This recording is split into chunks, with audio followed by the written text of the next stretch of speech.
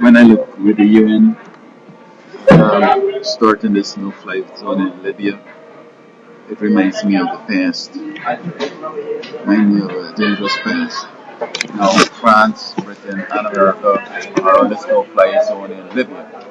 But this reminds me of France. France is, in my mind, synonymous with Vietnam. They started with Vietnam first, and then America ended up in it, and it's now synonymous with America. When you hear Vietnam, you're thinking of America, but France started it. I don't know how America got in there.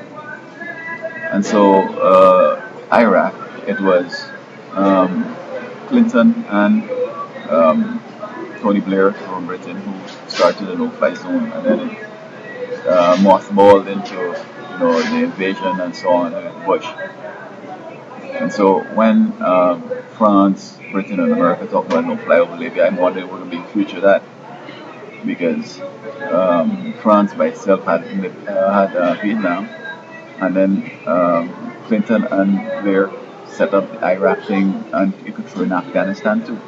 So it seems to me that with all three now collaborating on Libya, they could end up with all three scenarios like Vietnam, Iraq, and Afghanistan thrown together. And sometimes, when you throw three things in together, it becomes synergetic. And instead of them being like individually and adding up, they seem to multiply.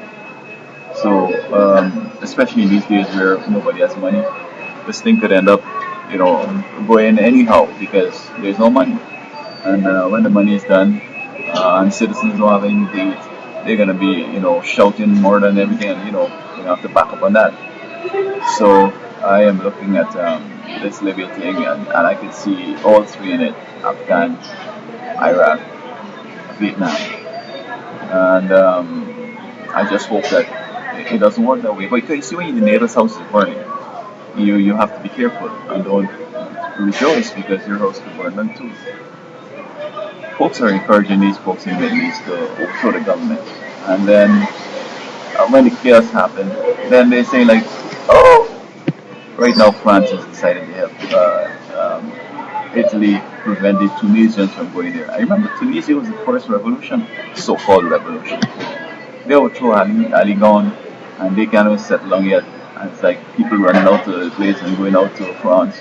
Going to Italy, and so now France is helping Italy to block them. And still they're encouraging more people in the Middle East to, overthrow the government. In fact, that's what the Libya campaign seems to be about. So, when your house is burning, you just don't help them because your house is going to burn them too. And we saw where, France and across Europe were having the young people revolting and so on and so on and so forth, and they were praying and hoping and using whatever force they can to subjugate things.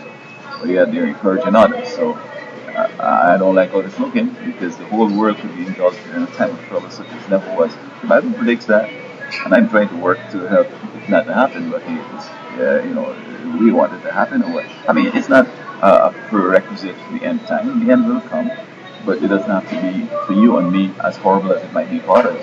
So that's the bottom line here.